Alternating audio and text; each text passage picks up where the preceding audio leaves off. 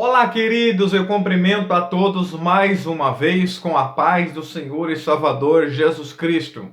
Estamos aqui para darmos continuidade com os nossos subsídios da nossa EBD, Escola Bíblica Dominical.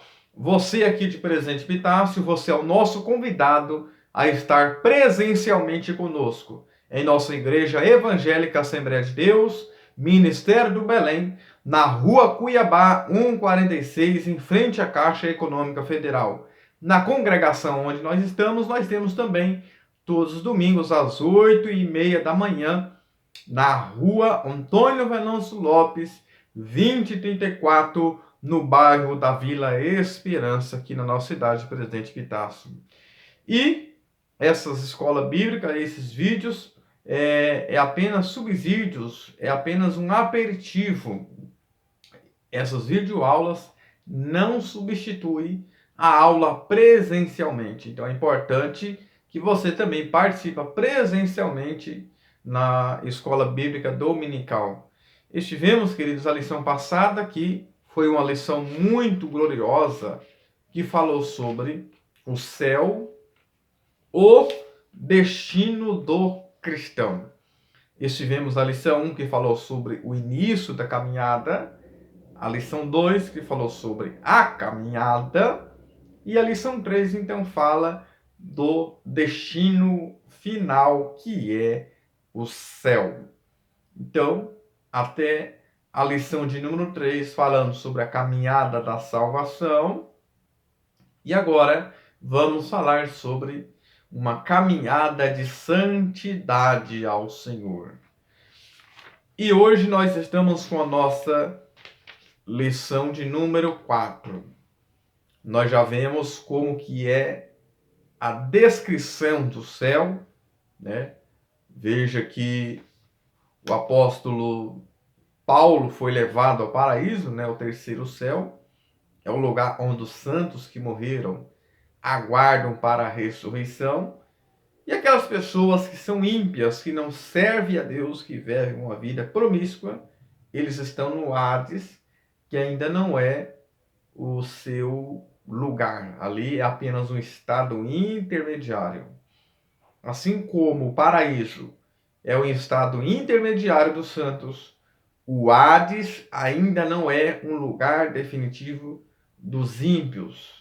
Haja vista, só de estar lá, já vai para o inferno, mas não está ainda no inferno propriamente dito, mas está em um lugar de sofrimento.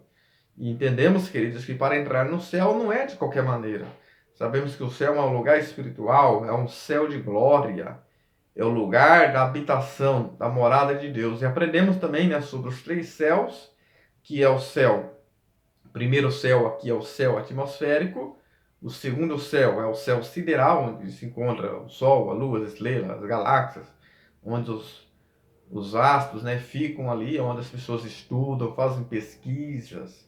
O terceiro céu, que é o paraíso, é aonde se encontra o Deus em um lugar no céu, em um lugar, como diz o apóstolo Paulo, 1 Timóteo 6, um lugar inacessível. Deus, ele tem um lugar restrito a ele, isso é no céu de glória. E falamos sobre a Nova Jerusalém, que não se compara com a Jerusalém terrena, Israel, que será também no milênio toda restaurada. Não podemos confundir a Jerusalém terrena com a Jerusalém celestial. Por quê? Essa Nova Jerusalém, ela vai descer do céu. Então, não é algo aqui da terra. Tanto é que tem um novo tempo também do milênio. Então, é importante nós fazer essa diferença entre Apocalipse 19 e 20, que fala de Jerusalém terrena. O capítulo 21 já fala da Jerusalém que desce do céu. Então, é importante nós entendermos. E deu toda a descrição, né? Veja que o apóstolo Paulo ele foi levado ali ao terceiro céu, e João, eu disse que ele recebeu a engenharia do céu, né? Veja que ele recebe a revelação de Deus do céu por dentro. Ele via ali as 12 portas, né, sobre os muros ali. Ele vê 12 anjos. Depois ele vê 12 tribos também, o nome deles escrito. E o nome dos outros apóstolos escrito nos portais. Então, é algo muito glorioso. E nós vemos que é algo muito especial, um lugar que Deus vai enxugar lágrimas, não vai ter sofrimento, não vai ter dor, não vai ter luta, não vai ter perseguição e não vai ter adversidade. Esse é o céu que aguarda os cristãos. E não tem como falar do céu sem falar de santidade. Por quê? Hebreus 12:14 fala que sem santificação ninguém verá o Senhor. Amém? Então, a lição 4 começa a se falar sobre o caminho de santidade, que é como se conduzir na caminhada. Queridos, sabemos que quando eu aceito a Cristo Jesus, eu tenho que aceitar Ele como meu Salvador. Mas eu não posso me esquecer também de que eu devo aceitá-lo como Senhor da minha vida. Senhor no grego é Kyrios, tem a ideia de uma autoridade. Alguém que tem um poder sobre a outra pessoa. É alguém a qual eu devo me submeter ao seu senhorio. E o engano de muitas pessoas é querer aceitar Cristo como apenas Salvador da sua vida. Ele aceita Cristo como um Salvador da sua vida? Não, mas o templo é meu. É eu que mando no meu templo. Então eu posso fazer o que eu quiser. Eu posso fazer tatuagem, ou colocar um brinquinho. Eu aceitei Jesus, mas o corpo é meu. E isso é engano de muitas pessoas. Jesus, quando entra na nossa vida, quer dizer, ele quer entrar por completo. Sabe quando você recebe um hóspede na sua casa? Geralmente você recebe esse hóspede o máximo até a sua sala. O máximo até a sua sala. Ele não vai abrir sua geladeira, ele não vai entrar no seu quarto, ele não vai abrir seu guarda-roupa. E se for entrar no banheiro, com certeza ele vai pedir permissão, ou ela vai pedir permissão para entrar. É um hóspede, é um visitante. É um visitante. Mas a partir do momento que Jesus ele entra em nossa vida através do Espírito Santo, ele quer fazer morada na minha e na sua vida. Ele faz morada na minha e na sua vida. Está convosco e habitará em nós. É uma promessa do Espírito Santo. Veja que ali fala sobre o Espírito Santo na pessoa, em João, e também fala da promessa do revestimento de poder, do batismo com o Espírito Santo. Mas a pessoa que aceita Cristo, ele já tem o Espírito Santo, nós somos templo desse Espírito Santo, então ele já faz morada em mim. Então, quando uma pessoa mora em um lugar, ela tem que ter acesso a todas as coisas. Tem que ter acesso em todos os quartos, em todos os cômodos. Se Jesus ele mora na minha e na sua vida, através da pessoa do Espírito Santo, ele não quer entrar só na minha sala, ele quer entrar na minha cozinha, ele quer entrar no meu quarto, ele quer entrar no meu banheiro, ele quer entrar no meu guarda-roupa. Ah, Jesus entrou na minha vida, mas na minha roupa não. Eu uso a roupa que eu quero. Se eu quiser usar. Queridos, e não é assim. Quando Jesus ele entra na minha vida, ele quer entrar na minha rede social. Ele quer entrar nas minhas intimidades com a minha esposa. Ele quer entrar lá naquela sala de computador. Ele quer entrar e estar com você lá naquele trabalho. Ele quer estar com você lá naquela faculdade. Ou seja, ele quer estar em todas as áreas da minha vida. Em tudo que eu vou tomar decisão, ele deseja estar. Porque a partir do momento que eu aceito Cristo, é esse Espírito Santo que vai direcionar, como diz João 3, o vento sopra para onde quer. E ouve a sua voz, não sabe para onde vai. E nem de onde vem. Assim, aquele que é guiado pelo Espírito Santo de Deus. A partir do momento que eu aceito a Cristo, já não é a minha vontade, já não é a vontade do homem, já não é a vontade da carne, mas é a vontade de Deus sobre a minha vida. É o céu se alinhando com a terra. é a vontade de Deus, é eu alinhar com a vontade de Deus sobre a minha vida. Não é que eu faço o que eu quero e ninguém manda na minha vida. É a minha decisão pessoal, é a minha escolha. Não é assim. É escolha sim, mas eu tenho que escolher o quê? Escolher fazer o bem. Escolher agradar ao Senhor e fazer a tua vontade. O louvor da harpa cristã, o 141, fala assim: aonde guiar-me, meu Senhor, eu seguirei por seu amor. É sua mão que me conduz, olha só, por mim ferida sobre a cruz. Guia-me sempre, meu Senhor, veja, meu Senhor. Guia meus passos, Salvador. Veja que aqui fala também do Senhor e fala do Salvador. Quando fala como Salvador, salvar a minha alma. Quando fala Senhor, Ele conduzir a minha vida. Tu me compraste sobre a cruz e rege-me em tudo, meu Jesus. Veja que o coral é a pessoa que rege, é a pessoa que conduz. Queria ver com vocês também o louvor da harpa cristã. O louvor 33 da harpa cristã diz: com tua mão segura bem a minha, pois eu tão fraco sou, ó Salvador, que eu não me atrevo a dar nenhum só passo sem teu amparo, meu Jesus Senhor. Veja que a mão de Deus, não tem aquele corinho que diz segura na mão de Deus e vai, não. Esse corinho está errado. É Deus que segura na minha mão. Quem é nós para segurar na mão de Deus? Veja que aí fala assim, que eu não me atrevo a dar nenhum só passo sem o quê? Sem o teu amparo, ou seja, sem a proteção de Deus. Então é sobre isso que nós vamos estar falando aqui nessa aula. Veja que Jesus, ele foi conduzido pelo Espírito Santo. Você vai ver isso em Lucas 4, em Mateus 4 e em Marcos capítulo 1. Jesus é conduzido ao deserto para ser tentado pelo diabo. Veja que ele orando ali, vencendo as tentações, ele venceu as tentações. E os anjos veio e serviu. E o diabo, ele se ausenta e vem os anjos e serve. Veja que ele foi levado pelo Espírito Santo, ele foi retrocedido pelo Espírito Santo. Jesus sempre foi conduzido a sua vida pelo Espírito Santo. O Senhor, ele quer, querido, ser o nosso GPS. É o indicador de caminho. É o Waze, é aquele indicador de caminho que temos que é instalado nos carros, que mostra os perigos, que mostra as barreiras, que mostra os obstáculos. Jesus quer ser o Waze da nossa vida. Quer ser também o Google Maps.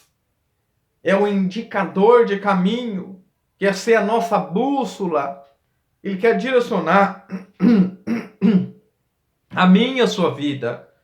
E a leitura em classe dessa leitura, eu gostei muito que está no livro de Efésios, capítulo 5, do 15 ao 17. Mas eu gostaria de trazer para vocês essa informação, que Efésios tem 6 capítulos.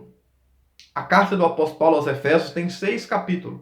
Do capítulo 1 ao capítulo 3, fala dos meus direitos, sobre os meus privilégios, sobre aquilo que eu tenho que foi dado por Deus. Só que do capítulo 4 ao 6, fala dos meus deveres, fala da minha responsabilidade. Então você anote aí, Efésios 1 ao 3, os meus direitos, os meus privilégios. Efésios 4 ao 6, fala das minhas responsabilidades, fala dos meus deveres. Alguém diz, eu tenho direito, mas você também tem dever. Eu tenho o direito de receber um salário, mas eu tenho o dever de trabalhar. Veja que os direitos precisam estar alinhados com os deveres. Coloca-se na balança os direitos e coloca-se na balança os deveres. Se o direito está aqui, os deveres estão aqui. É isso que nós precisamos entender, meus queridos, que é algo muito importante. A palavra-chave fala de conduta. Como é que nós estamos conduzindo a nossa própria vida ou estamos sendo deixados conduzir pelo Espírito Santo? Tópico 1 fala do padrão de conduta na caminhada cristã. Inicia-se, queridos, com o quê? Inicia-se com Jesus como nosso padrão de conduta. Jesus é o nosso modelo. Atos capítulo 1, queridos, começa a falar. Olha só, eu vou ler aqui para vocês entenderem. Só para vocês entenderem o que Lucas, que é o autor do Evangelho de Lucas e também de Atos, veja o que ele começa a falar. Isso aqui não estava nos escritos, mas o Espírito Santo nos leva por caminhos diferentes. Fiz o meu tratado, ó Teófilo, acerca de tudo que Jesus começou não só a fazer, mas a ensinar. Veja que Lucas aqui está falando que Jesus, antes dele ensinar, ele fazia. Ele deu o exemplo. Ele deixou um modelo. Ele deixou um padrão a ser seguido. Porque quem pedia para as pessoas fazerem e não fazia era os fariseus. Colocava cargo sobre o lombo das pessoas, religião, e nem com o dedo, Jesus diz, eles moviam. Se eu peço, queridos, para alguém fazer alguma coisa e eu não faço, eu não sou o modelo, eu não sou um exemplo a ser seguido. Como que uma mãe vai pedir para um filho, uma filha ir para a escola bíblica se ela não vai? Ou um pai vai pedir para um filho isso se ele não vai? Se ele não dá o exemplo? Provérbio 22:6. Ensina o menino no caminho. Não é ensinar o caminho é ali. É ensinar no caminho. É junto com ele, é acompanhando. Porque em tudo, queridos, as pessoas têm que dar o exemplo, e nosso maior exemplo é Cristo. O nosso maior exemplo é Cristo Jesus.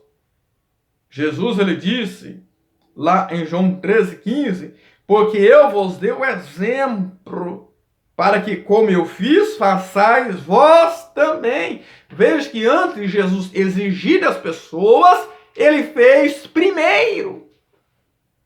Eu falo para alguém dizimar, eu não dizimo. Eu falo para alguém ofertar, eu não oferto. Eu falo para alguém orar, eu não oro. Eu falo para alguém evangelizar, eu não evangelizo. Ué, que exemplo que eu estou dando?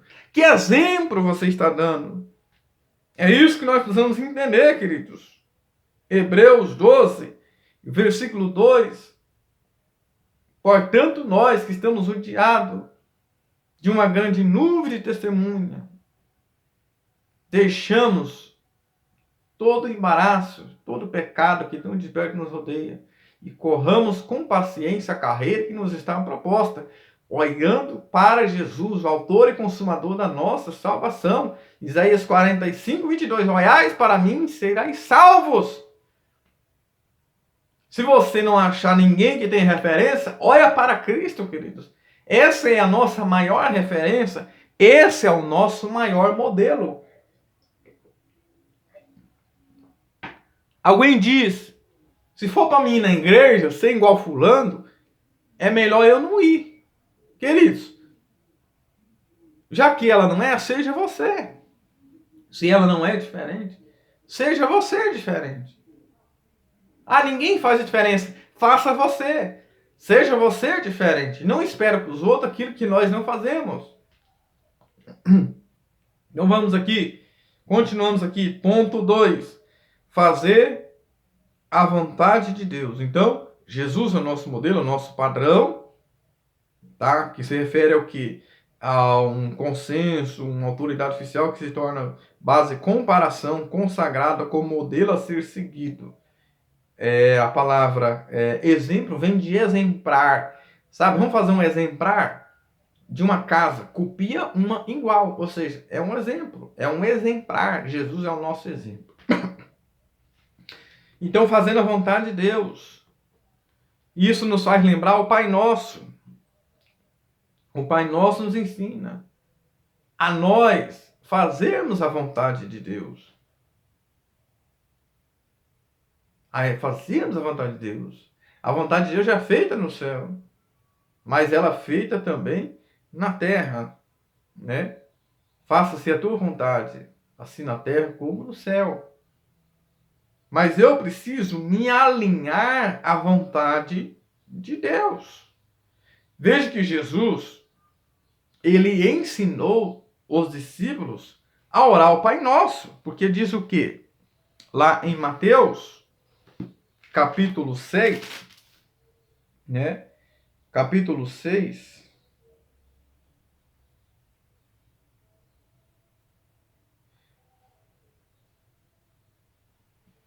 versículo que nós vamos estar lendo assim, versículo 9.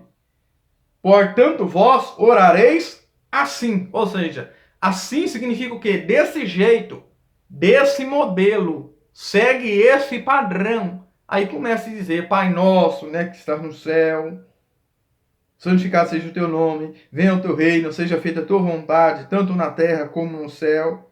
E aí começa ali o Pai Nosso que vocês, com certeza, já sabem de cor, já decorou, principalmente quem era da igreja, já que a igreja católica é um pouco diferente, mas já tem uma visão do que é o Pai Nosso. Porque no Pai Nosso da igreja católica é diferente. É a vontade de Deus que é feita sobre as nossas vidas. Ponto final aqui diz, tudo o que quereis que os homens vos façam, fazei vós também. Mateus capítulo 7, versículo 12. Veja só, antes de eu exigir, eu devo fazer. É a lei da reciprocidade. É a lei da reciprocidade. Antes de eu exigir, eu devo fazer. Ah, ninguém me ajuda. Você está ajudando quem? Ninguém faz nada por mim. Você está fazendo o que por alguém? Então, é importante nós entendermos isso. É a lei da reciprocidade. Uma vida cristã bem-sucedida.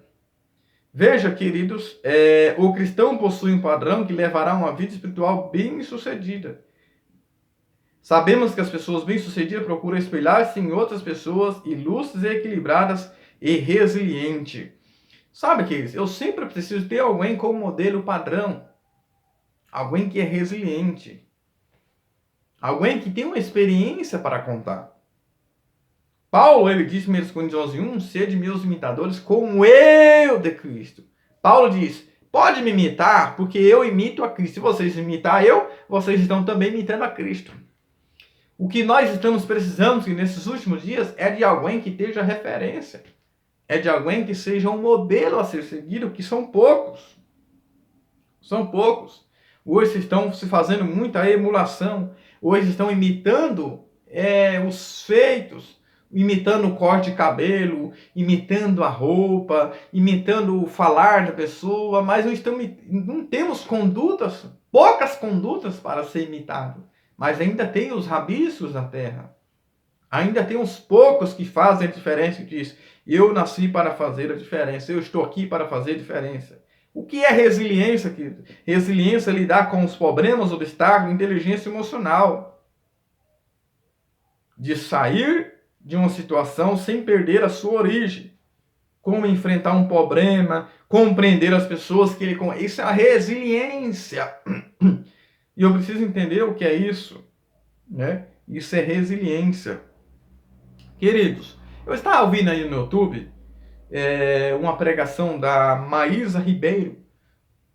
Discordamos, né, da sua linha teológica, que ela é da Adventista do sétimo dia. Só que eu ouvi um pedaço de vídeo dela, de uns 6 minutos aí, no YouTube, e ela disse algo que me deixou em choque. Ela disse algo que me chamou muita atenção. Ela disse assim, o que uma geração tolera, a outra aceita.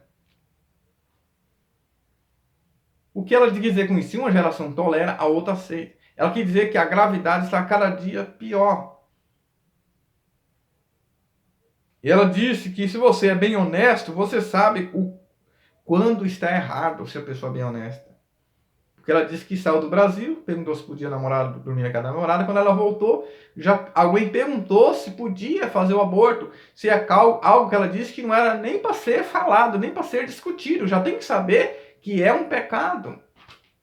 Por isso que ela diz que uma geração tolera, a outra aceita. Então, precisamos, queridos, nos tomar cuidado. Tópico 2 fala, fazendo a caminhada com prudência e sabedoria. O que é prudência, queridos? Lá em Efésios, é dividido em 3 partes. A primeira, a caminhada do cristão em amor. A segunda, a caminhada sábia. A terceira, a trajetória cheia do Espírito Santo. Então, é importante nós entender prudência é o que? É você saber tomar atitude, uma decisão na hora certa. Eu até destaquei, fiz uma postagem de o prudente vê o mal. Olha só, anote aí, o prudente vê o mal do fim no início. Ele prevê algo de antemão. A Bíblia diz que Davi conduzia-se com prudência. Prudência é uma pessoa que tem prudência, é uma pessoa que entra e sai em qualquer lugar, queridos, com sabedoria. Essa é uma pessoa prudência, é uma pessoa que tem compreensão, tem discernimento, é uma pessoa que tem entendimento e amor à vontade de Deus. É a virtude que nos permite agir com cuidado, cautelosamente, moderação diante de situações desafiadoras. É uma razão prática que nos permite discernir entre as escolhas mais adequadas para fazer o bem. E aí o ponto 2 fala, não andeis como nécio. O que é uma pessoa nécia? Cujo adjetivo é asopos, a ideia é insensato. Pessoa que não tem sensatez é uma pessoa tola, é uma pessoa ignorante e embotado. E a Bíblia diz para nós não andar como as pessoas nécias. É uma pessoa em que não podemos confiar. Ser nécio reflete uma vida de ignorância. O que é ignorância? Falta de conhecimento. Uma ignorância espiritual, ausência de sabedoria desprovida de uma luz divina. Significa estar imerso numa jornada de pecado também. É pessoas loucas dessa vida. Temos que ser sábios, queridos. E aqui não é a sabedoria humana, a sabedoria terrena, é a sabedoria divina, a sabedoria que vem do alto. Tá certo? Tem a sabedoria também, que é a sabedoria do homem, das academias, não. Essa sabedoria aqui é a sabedoria que vem do alto, a sabedoria que vem de Deus. Tem muita senhora de idade que não tem estudo, tem a 4ª série, não tem academia, não tem bacharel, não tem, mas tem sabedoria. Também sabedoria não é idade. Tem pessoas que têm idade, mas não têm maturidade. Tem pessoas que têm maturidade, mas não têm idade. Isso é importante nós entendermos. Então precisamos andar como sábios.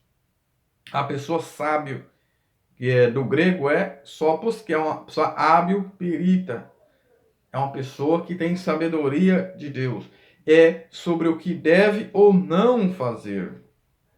É importante nós entendermos. Tem coisas, queridos, que talvez eu possa fazer. Mas não precisa, não há necessidade de eu fazer, queridos. Paulo diz que todas as coisas me são lícitas. É lícito, mas não me convém. Não me convém fazer. Talvez em alguns lugares não é pecado, quer dizer, eu ir ou estar. Mas tem alguém que já não vai se agradar de ver eu ali, ou vai se escandalizar com eu ali. E eu vou precisar fazer o quê? Usar de sabedoria para me enganar aquela pessoa. Isso aqui é andar como sábio. Então, voltando àquilo que aquela pregadora, né, Maísa Ribeiro, né, o que uma geração tolera, a outra aceita. Precisamos ver o mal do fim no início, ver o mal de antemão. Precisamos cuidar das nossas vidas, precisamos nos policiar da nossa vida cada dia. E aí o tópico 3 fala, vencendo os dias maus, remindo o tempo, significa o quê? Remir, da tradução do grego, é exajorazo, como um resgate do poder de outro pelo pagamento de um preço, e também comprar para uso próprio. Ou seja, o que significa isso? É pessoas que esperam o momento certo, o tempo certo para comprar algo de um melhor preço no mercado. É uma pessoa que tem paciência, tem perseverança. né? É uma pessoa que sabe esperar o tempo de Deus. Remir o tempo, ponto 2, também se refere ao quê? É a volta do Senhor Jesus Cristo. Os cristãos, quando se falava essa palavra remir o tempo, eles tinham em mente a iminência da segunda vinda do Senhor Jesus para buscar os seus, para buscar os seus filhos. Então, remir o tempo significa o quê? Que não podemos perder tempo com coisas banais, aproveitar as oportunidades de servir a Deus, orarmos, buscar ao Senhor. E o ponto 3 fala que os dias são maus, os dias são tenebrosos, que refere aos dias que os últimos dias, os últimos momentos da igreja, os últimos minutos, a última hora de João há 2000 anos atrás, 2000 e poucos anos. Imagina hoje. Então precisamos mais do que nunca estarmos fazer o bem com o próximo, ler a Bíblia, orar, consagrar-se, congregar-se, querido. Precisamos mais do que nunca fazer isso. Precisamos a cada dia nos policiar, olhar para nós mesmos e esperar a volta do Senhor Jesus, que é iminente, ela pode ser a qualquer momento. Então, uma pessoa que remiu o tempo é a pessoa que aproveita a oportunidade para fazer o bem ao próximo, para buscar ao Senhor, se consagrar, se dedicar ao Senhor e congregar e orar e ler a palavra do Senhor. Cuidar da minha vida. Há tempo de pessoas que estão apontando o dedo, mas poucas pessoas estão estendendo as mãos. Nos lembrei de uma mulher, um testemunho que ela disse, uma pessoa olhando a roupa da vizinha suja pela janela, o vidro transparente. Olha, amor, como que está suja a roupa da vizinha, olha que relaxada. E o marido dela falou, não, meu amor, é porque eu limpo aí todo dia a janela, hoje eu esqueci de limpar. Foi lá e passou um pano na janela e tirou a sujeira e ela falou, nossa, é o meu vidro que estava sujo. Às vezes precisamos pegar esse paninho, limpar a nossa janela e deixar de olhar a roupa do vizinho ou da vizinha. Cuidar da nossa vida, nos policiar a cada dia. Termos uma vida de santidade ao Senhor.